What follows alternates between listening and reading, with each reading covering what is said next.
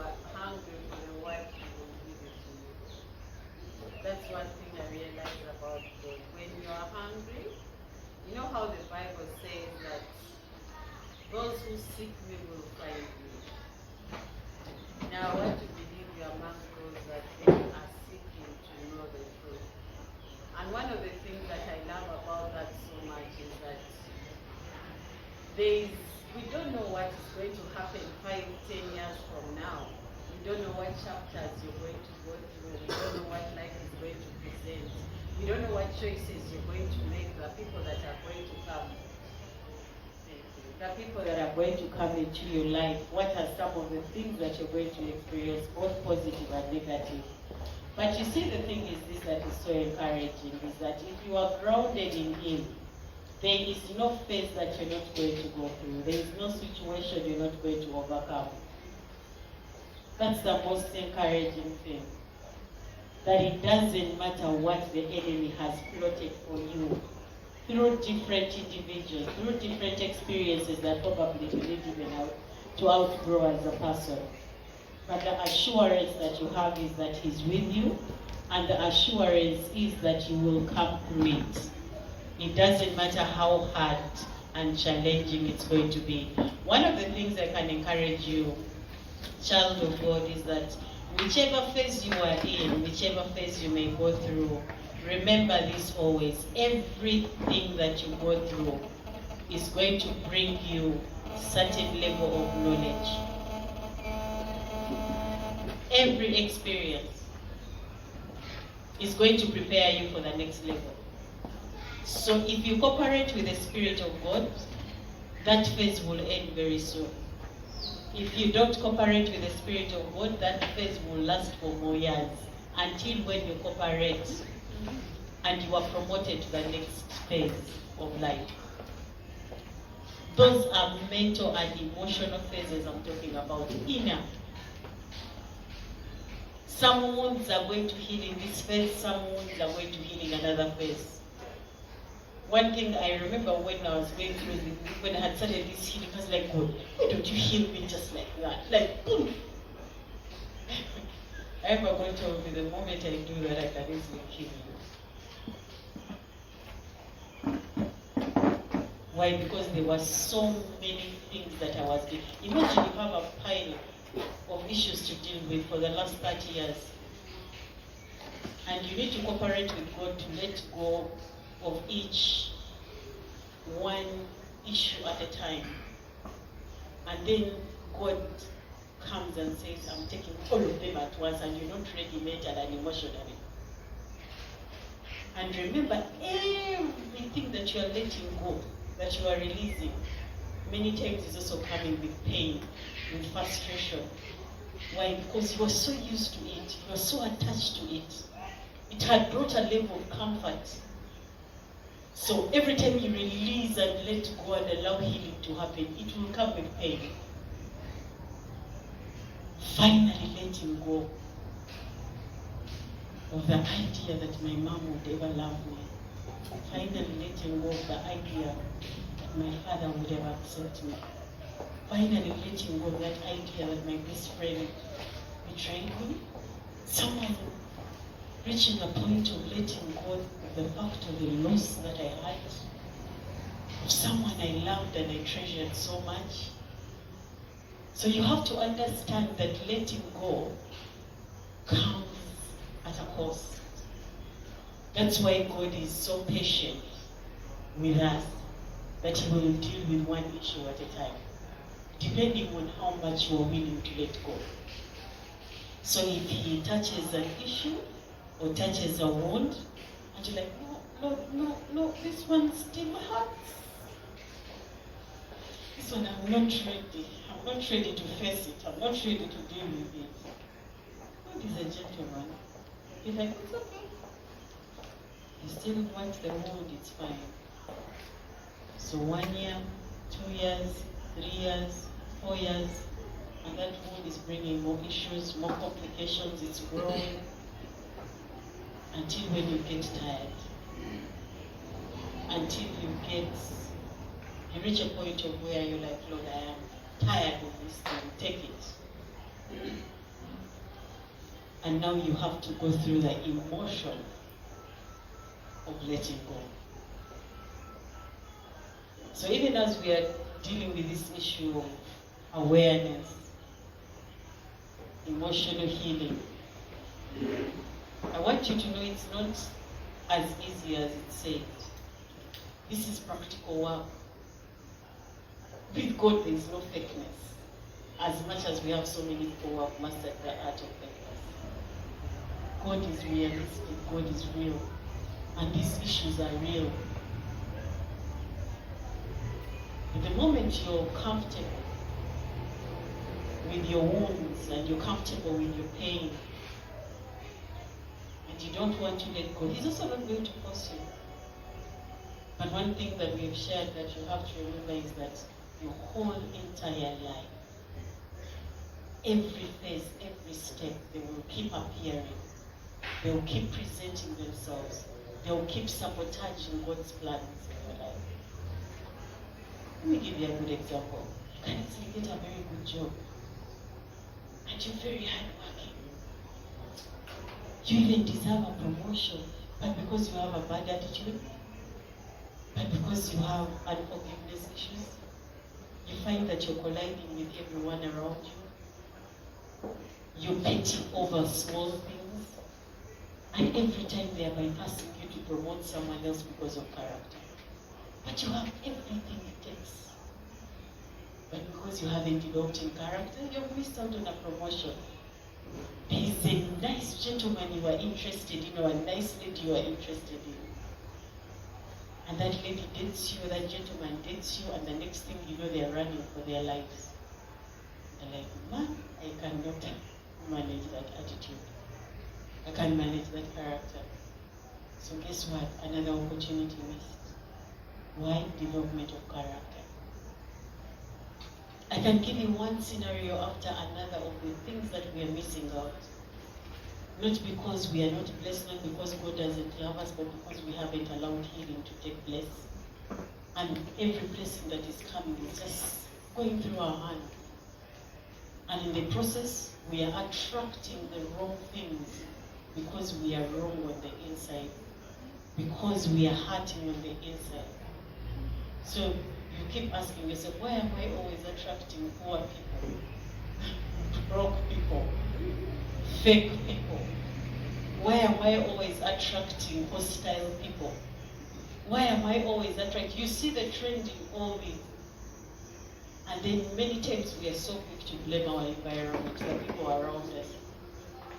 No, look inside. What is on the inside that is broken? That is now causing you to attract such people. Why is it that those same people are not attracted to other people? Why is it you? There's something on the inside of you that they are attracted to. And until that thing is dealt with and that wound heals, you will keep attracting the wrong people, having the wrong results. Because the problem is not the surrounding, the problem is on the inside. What do you believe about yourself? A gentleman comes and says, oh, you're beautiful. I look so bad. That's a wrong number, not me. You don't even believe in yourself. Let me tell you, I don't know how many parents I even get to counsel and talk to. And because they've never dealt with the issue of approval and acceptance, you find that now they are parents, they have children. Instead of disciplining a child, of mentoring a child, they are actually seeking for approval and acceptance from a child. So you find that even when a child makes a mistake, they can't say anything because they feel the child will get annoyed, reject them. Are you getting my point?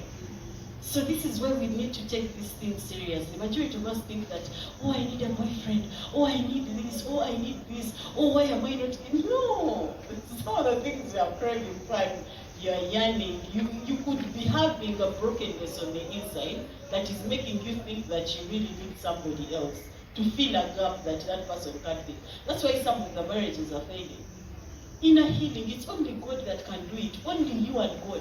and then you're looking for somebody to heal you who does not know what you've been through, who does not know how far it went, how devastating it was, what the experience is, and then you want them to take the place of God.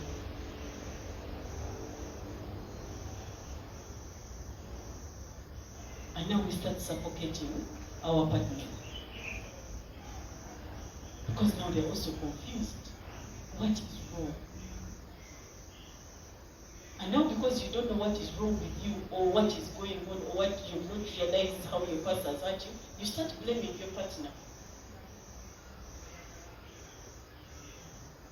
So right now I can assure you, all of us here, if you are not yet married, and you're not yet in a serious relationship, first put a pause as soon as possible. Because if you get into a relationship and you're bleeding, you're going to bleed on your partner. And that relationship, instead of bringing you joy and happiness, it's going to bring sadness, frustration, misery. Because whether you want it or not, whichever partner you get, they also have luggage they are coming with. They also have wounds they are coming with. So one of the best ways of being in a relationship is when you've started on the healing. I'm not talking about being perfect, because none of us is. But at least get to a certain level where you understand yourself. You've started on a journey of self-awareness. You understand why you behave or respond in certain ways. And you are growing. You've accepted yourself and accepted where you are coming from. You've learned how to forgive yourself. Because remember, you can't give out what you don't have. So if you don't know how to forgive yourself, you will not be able to forgive your partner. If you don't know how to be patient with yourself, it will be impossible to be patient with your partner. And right now, I can assure you, if there is any kind of brokenness on the inside, whichever partner you are looking for, right now that you are attracted to, I can assure you it's because of a wound that you want to be healed. So you find that maybe you are mistreated by a life which you went through, you are not respected, you look for someone who will respect you. You look for someone who will listen to you because nobody listens to you. You look for someone who understands you if you feel you are never understood. So the moment you get attracted to that, that person does it for some time, feeds that wound for that time, so that wound starts to heal. Then you realize at a certain point that now you don't need this person, you have outgrown this person. Because you got attracted to them because of a need, a brokenness. And now because you've outgrown that phase or that need, you start now focusing on their weaknesses and whatever else it is, because you have never really focused on them as a person, appreciated them for who they are, and started growing together and appreciating each other and loving each other. You know, it was about what I want, me, myself, and I. And even them, there's something they wanted. Maybe it was security, whatever it could be. But at the end of the day, you realize that majority of us are attracted to each other for all the wrong reasons. So, one of the good things that I love about God is that even if you started off on a bad note, and probably you are attracted to each other for the wrong reasons, and later on you realize it, you can change your mindset. There is hope of reconciling and now start dating the right way. The other day somebody called me up at a bridal shower, and then she calls me up and she's like, Christine, you need to help me. I'm not interested in my husband anymore. I'm like, no, it's not about being interested. It's not about being sincere. Yes, when you are starting, emotions were high, excitement of, the different physical features of whatever it was. But now reality is hitting you.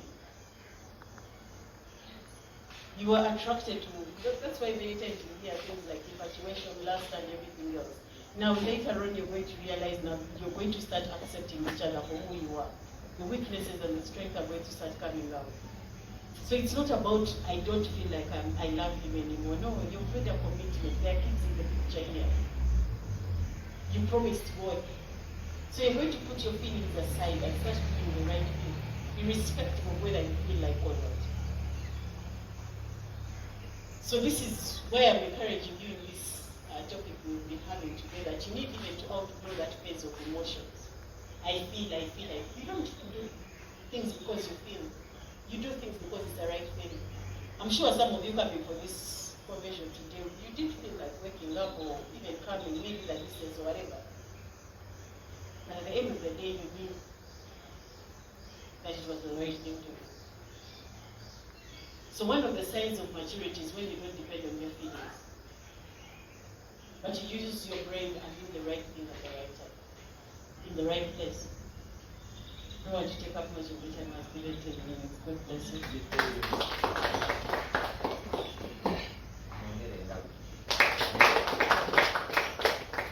I just want to thank you for that presentation and teaching.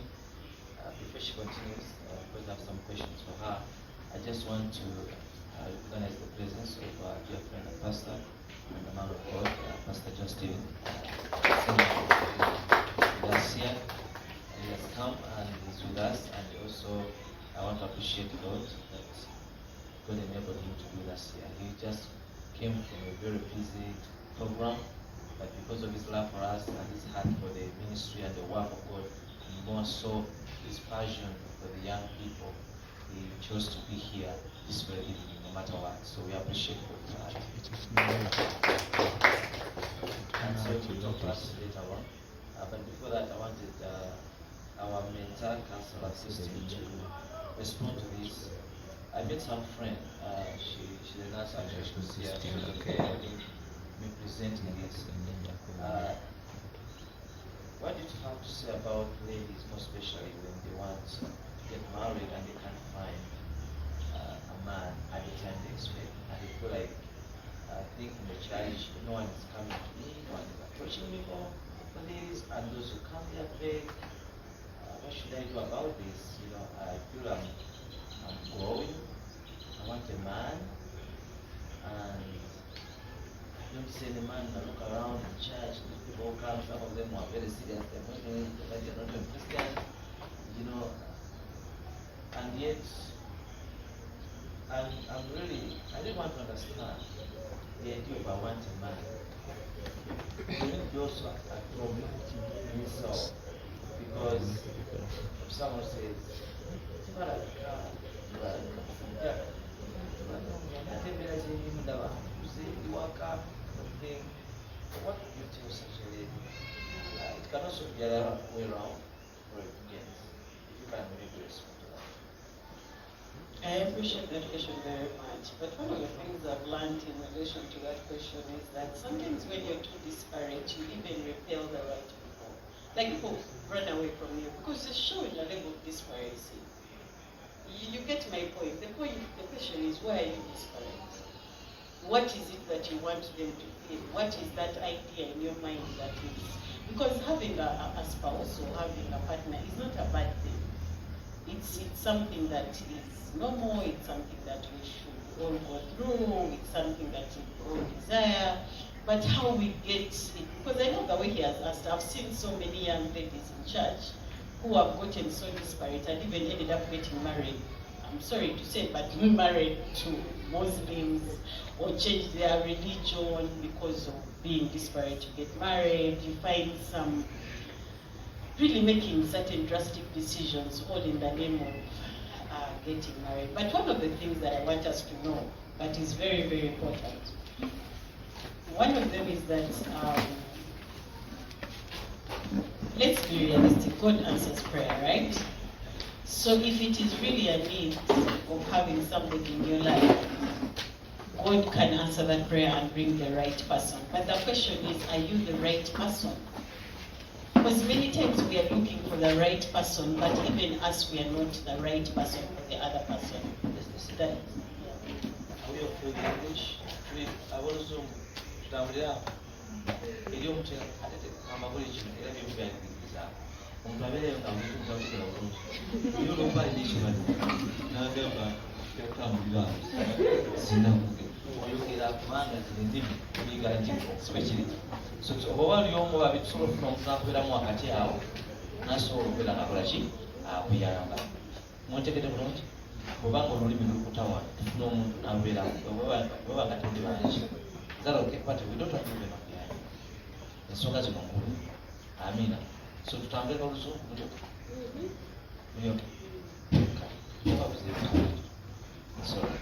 So for me, my observations are many, but a few of them is sometimes also as ladies or gentlemen, because of some of the movies we've watched, where we came from, like we discussed the whole, there is a standard that we create in our minds. So you find that even at times there are right people around us, but because of a standard we've created, or because of the brokenness on the inside, we have the particular person that we want, how they look, what they should have, and are alive. So we underestimate some of the potential people around us because they don't look like what we would have wanted. You get my point, eh? So it is very, very important for us to understand that number one, God loves you as a person, and God also wants you to have the right person in your life, and there is always somebody for you. But the question is, are you ready? Because the moment you are so desperate that you will settle for anything less, then there is a problem. Because I've seen so many who get into relationships even with other people from outside their religion, change even their religions, and then later on you find them coming back and they're crying. And they're changing this, they're changing that, or they're going through a divorce. But it was a moment of disparity. And they made a permanent decision, a lifetime decision that ended up changing their lives. So it is very important you ask yourself as a person, why am I so disparate? Yes, I am of age. Yes, I need somebody in my life. But the thing is, should I be so disparate? Because you see, the thing is this, the other person who is coming into your life should come in to add on to what you already have. But majority of us are empty on the inside, and then we want somebody to come and fill us and complete us, which is very wrong because of the ideas and the mentality we have about relationships. Some of us, we are even panicking like this because of what we are watching in the movies, like I say, what KP we are hearing from other people about relationships. So you find it's not even about a relationship, it's not even about marriage, but sometimes it's even maybe about sex. You want the license to start having sex because probably you are dealing with an issue of you're already excited, the body is already excited because of probably what you've been watching or the lifestyle you were having before, but you've not yet taken the initiative to renew your mind. So it's not about getting married to solve a problem over here, I'm sexually active. Because we have also had people who are in two marriages right now who rushed in because of the sex and everything, and you find them having now issues in marriage because the partner is not as interested as they are. But this is a mental disorder because of the issues or the lifestyle they went through or the things they've been feeding their mind. So you find that at the end of the day, you need to evaluate yourself as a person. But now let's say you are ready. The thing is this that I've realized very importantly, that if you genuinely allow healing to happen on the inside, you're not going to be disparate to get someone. Because it's automatic you're going to attract the right people. That one I can assure you. The question you should be asking yourself is, why is it that they're not being attracted to you?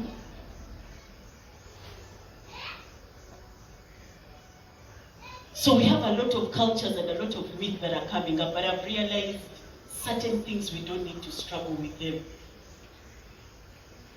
If you're in the process of healing and restoration, I can assure you, you will meet someone that is compatible, someone that will get attracted. Why is it that we have you noticed this in church even? Like one girl has over 10 people running after her. Why? And yet the other girls that nobody is looking at. There is one guy that all the girls are running after.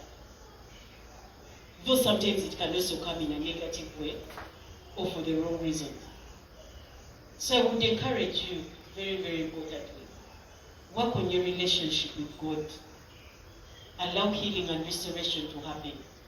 And start seeing things flow and work out themselves one step at a time. And the other thing is, if you're already in the relationship, already married for all the wrong reasons, all you need is to renew your mind. And start seeing yourself the right way, start seeing your spouse the right way, and start on the journey of appreciating and loving each other. Because love is something that grows. It's work. Many people are very good at baba, very good at talking. I love you, but then when it comes to action, zero. How many times have we had this in society, that actions speak louder than words? So you find someone is a very sweet talker. When they talk, you're like, wow. When it comes to actions, you're like, who are you? You understand? And many times when I meet such characters, I want to run for my life. Because that is also a sign of brokenness. You get my point? So this issue of saying that I hear being disparate, I hear, listen, calm down. There is a lot of inner work to do. Work on yourself. Learn how to love yourself. It's called self-love.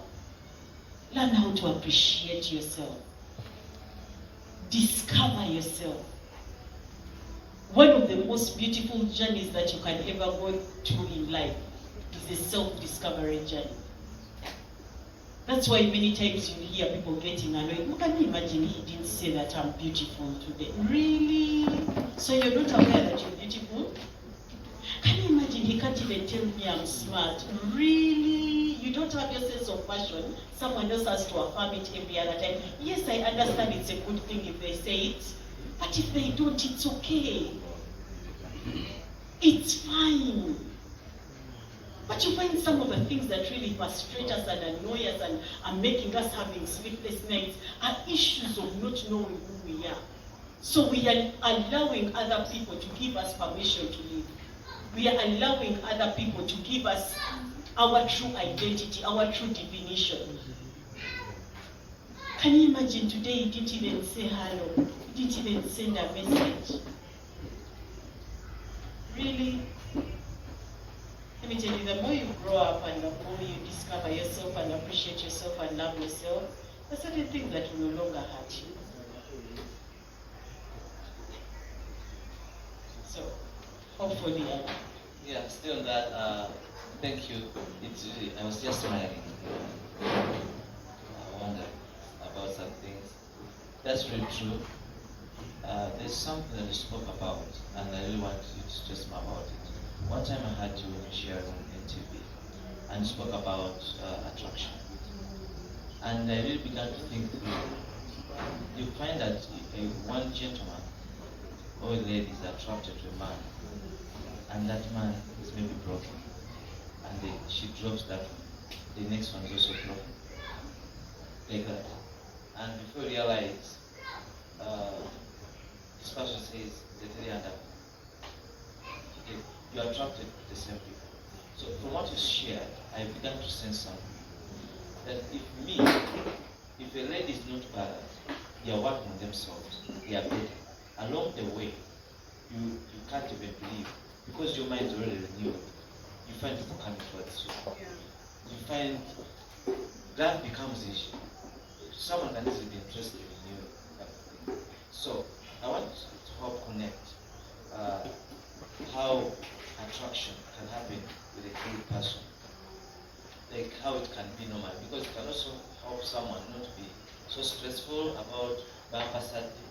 Because for me, every time I feel someone is saying bumper Saturday over formula, it disturbs my mind. Is there anything that you get my point? So if you can help the young adult understand why many times they are attracted to wrong people, or they are not even attracted anymore because they feel like maybe there's another person. Why are they attracted to this kind of people? There's a way you explained it further, if you can help with that. Yes. Let me tell you a very interesting story about me.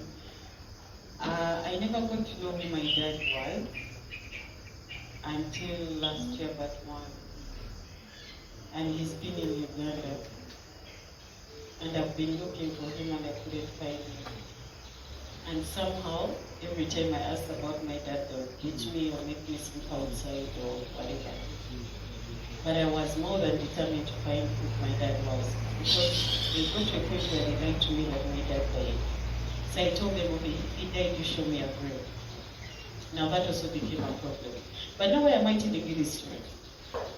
I was so desperate to have. I think I would have been a daddy's girl. I'm the kind who is so aligned, even with male friends. I have a lot of male friends compared to ladies. But I remember I was so desperate to find my dad that I put my life on hold. As like you were joking, I am going to find my dad. Now I didn't realize how much that emptiness of not knowing my dad had really devastated me. So I started building in my mind what kind of guy I wanted.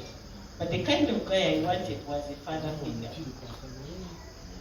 And I realized it later when I was married, with the way my husband treats me. I even remember one day I told him, Daddy, I just want to say thank you because I don't know how you've managed to be a husband and a father to me. Because there was that little kid that would sometimes behave like a kid around him. And then sometimes I would be a wife, and then sometimes I would be a kid again. And then, you understand? But all the qualities he has, I dreamt them for a father.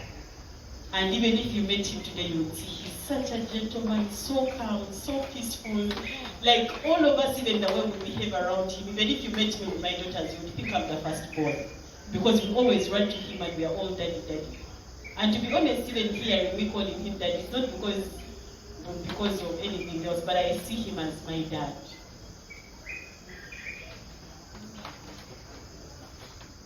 So, what is he trying to tell us? Or what was I trying to explain that day? If you grew up in an environment with a father that was a gentleman, that was kind, that was loving, that was patient, it's automatic.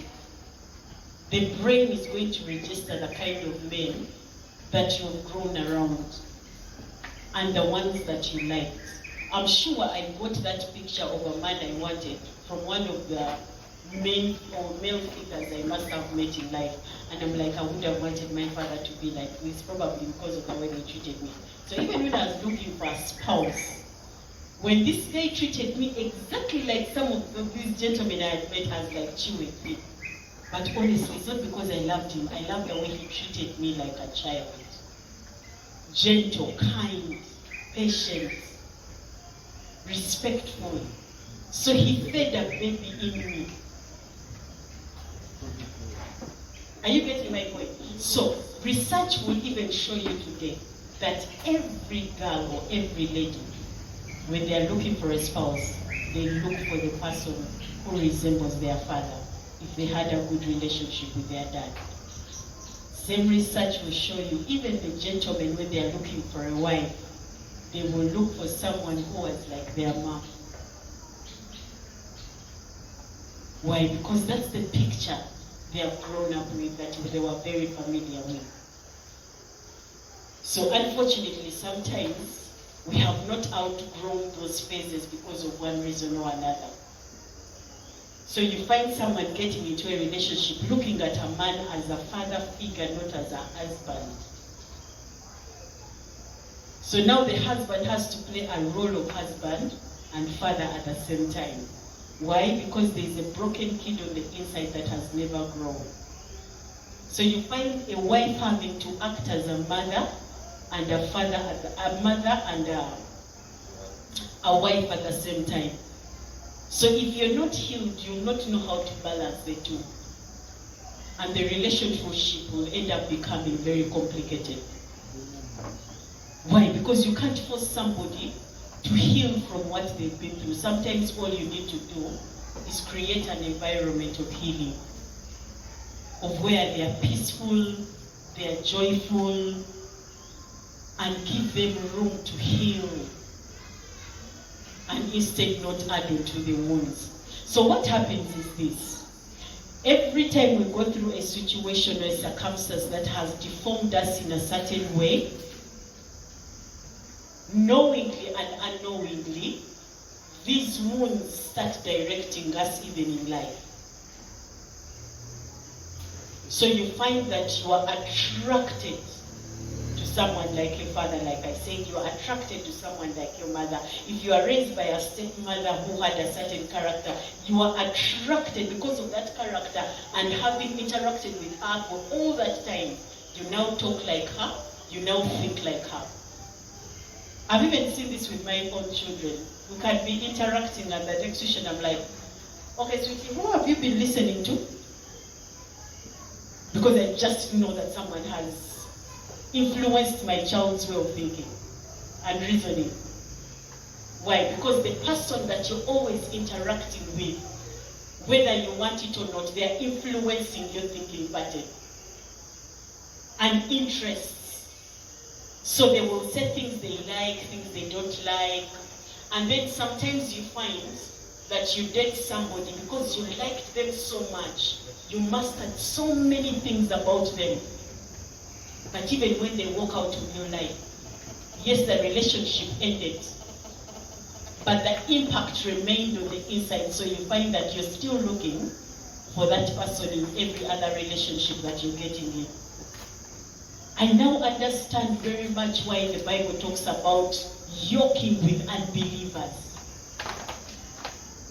When you realize this thing in the spiritual realm, you realize how dangerous this thing is and how damaging it can be. So you find that whatever is broken on the inside, because whatever is broken on the inside, remember, has given you an identity. So if someone told you that you were stupid for a very long time, for instance, and you actually believed it and owned it, sooner or later you're going to start acting stupid and also start attracting stupid people. Because the Bible says it very well. I love the way it says it. Same feathers float. It's not even the Bible which says it. It's a phrase we have in society. Same feathers do what? There is no way you can tell me you've been friends for someone for 2, 3, 4, 5 years and you have nothing in common. There's a time I was counseling very young people, they were primary kids, and then one of them said, "You're so right. I have a friend who is a thief. I never used to believe in stealing. Then he taught me, now we steal together." But he's the one who taught me.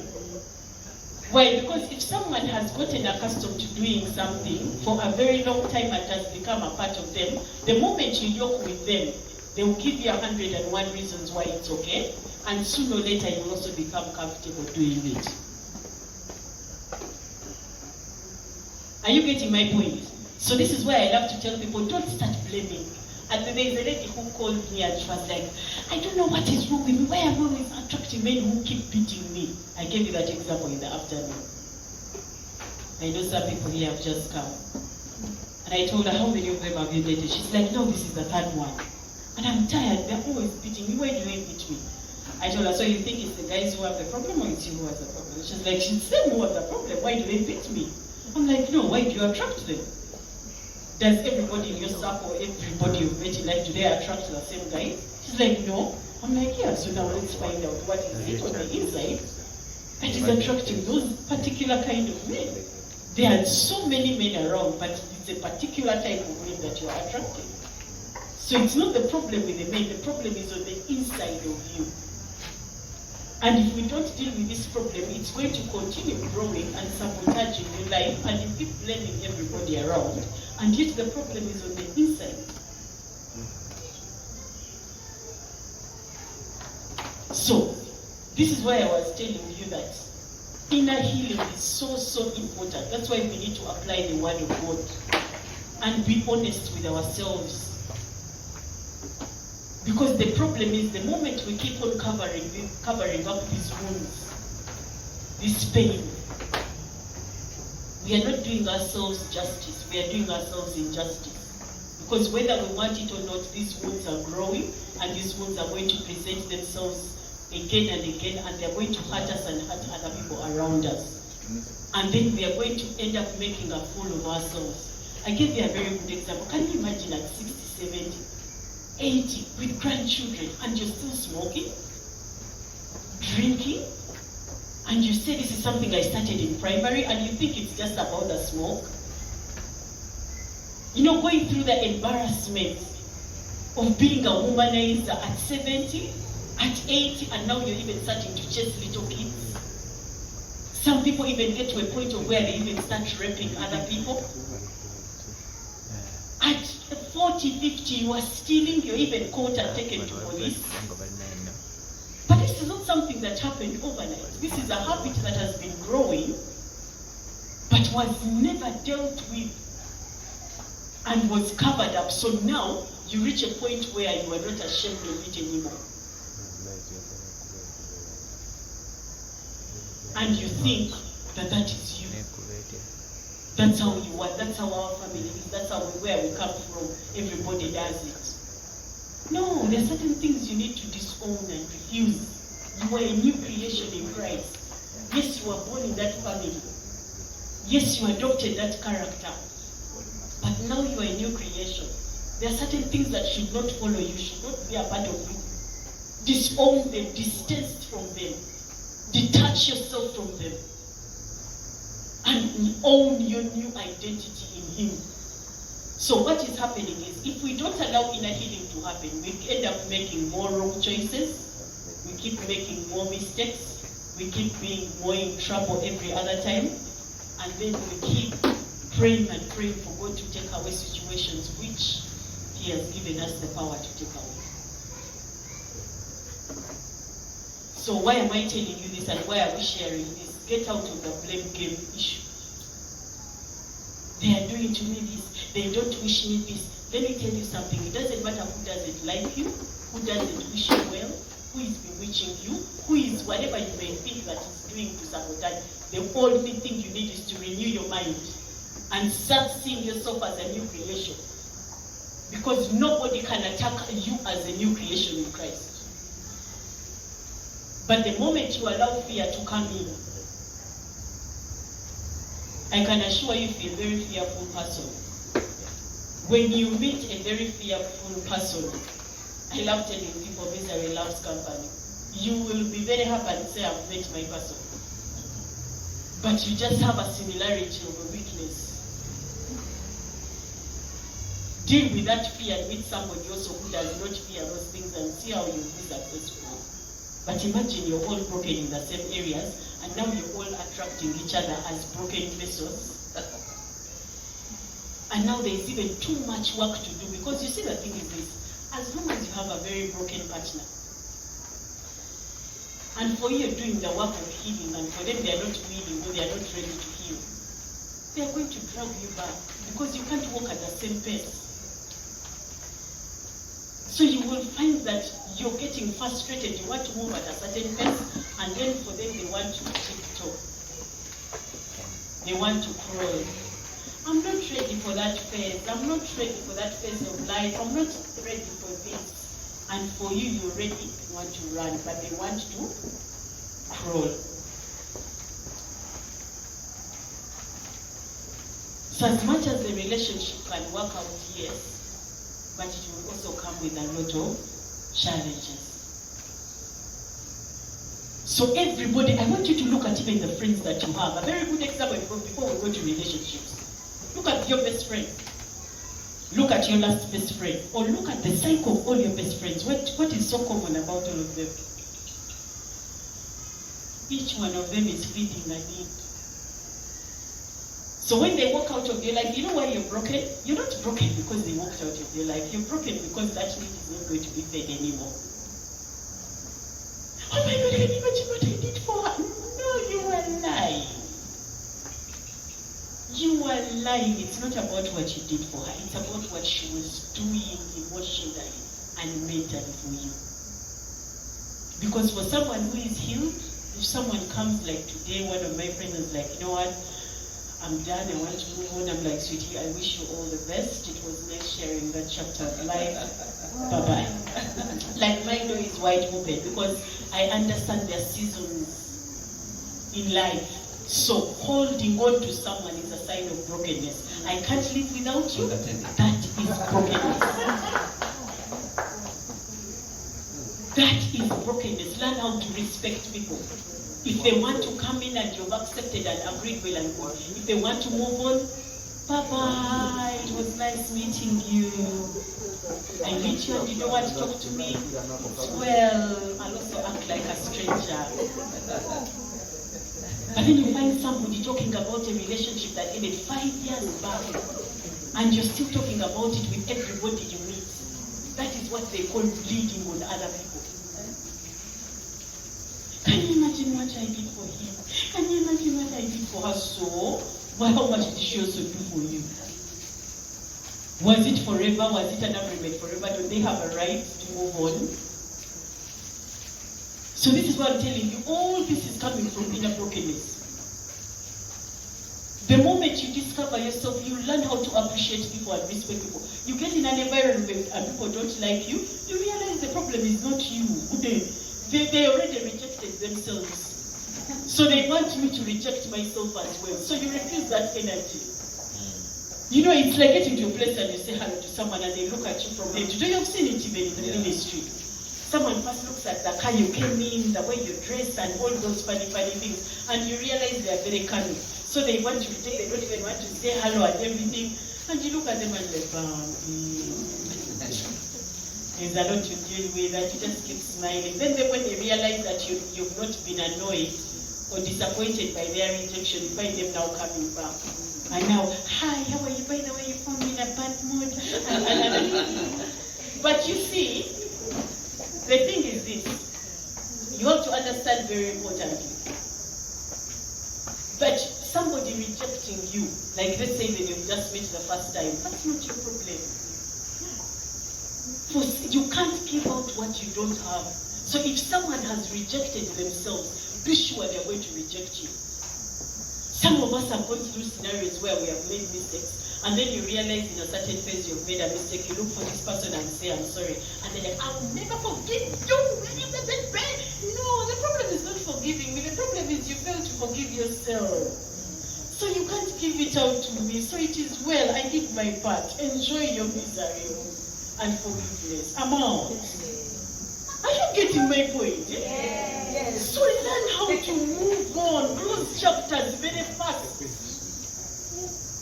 Hey, Madam Pastor. Yeah, keep talking.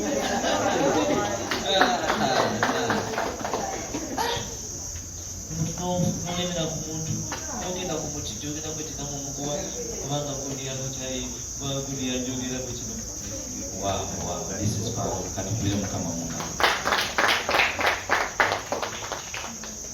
But there's something else. Most girls get to be rejected like cows. But you want to get into Ogumugama Tegala Post. One of my own one of Gaman Squaga. I can get a rose. I don't get up in Yanja. You find that there are many guys in the church, and you find these ones who approach these girls. Some of them are not even ready. I don't say,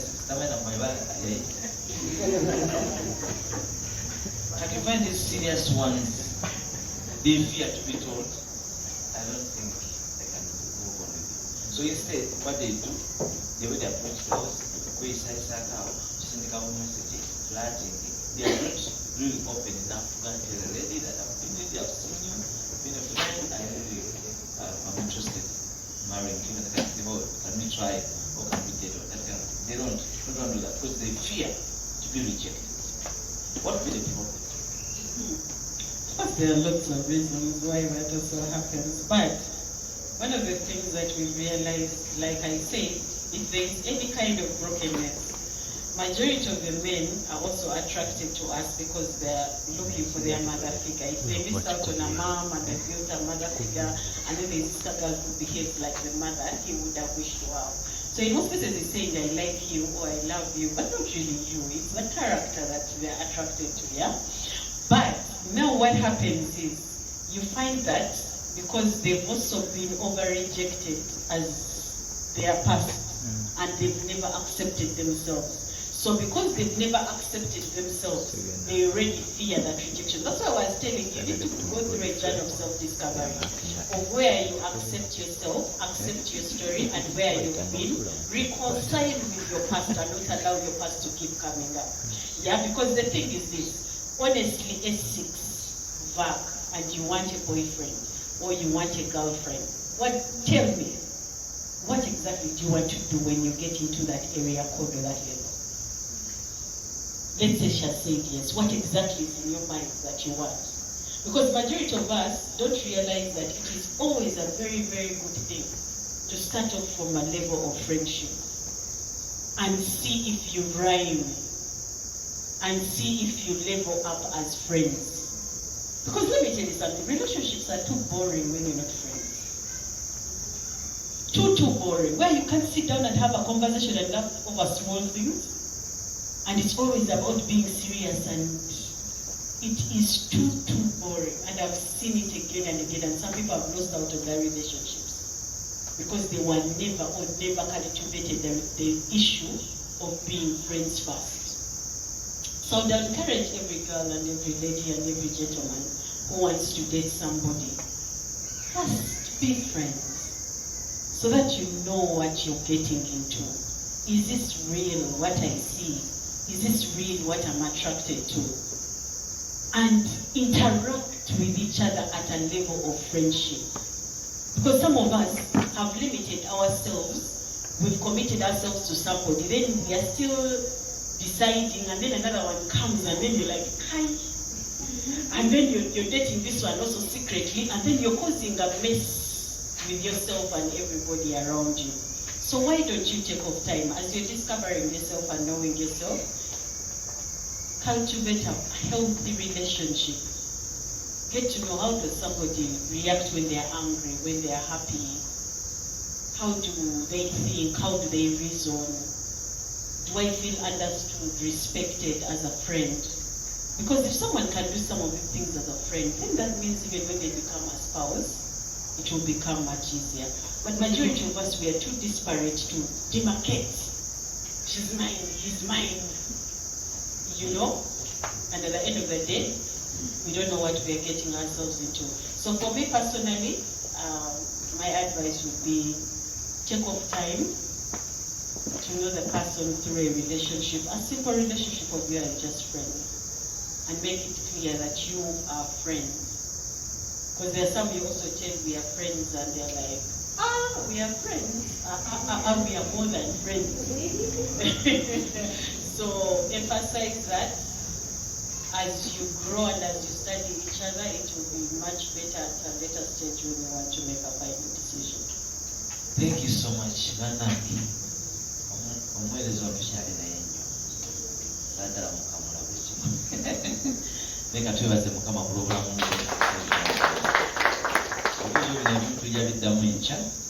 In a special way, I want us to appreciate her for those words, and I want to encourage us to really mind this.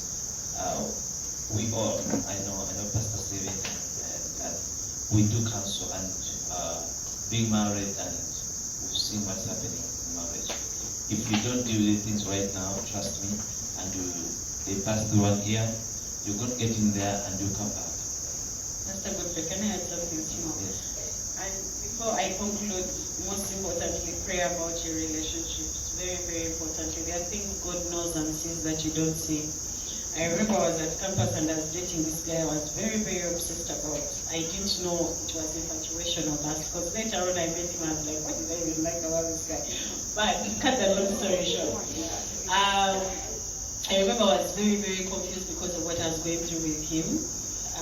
He was really confusing me. When he was around me, he would act like an angel. Then when he was behind, he was a different person altogether. So God started revealing these things to me, but because I was emotionally broken, I couldn't let him go, because he fed a certain need in my life.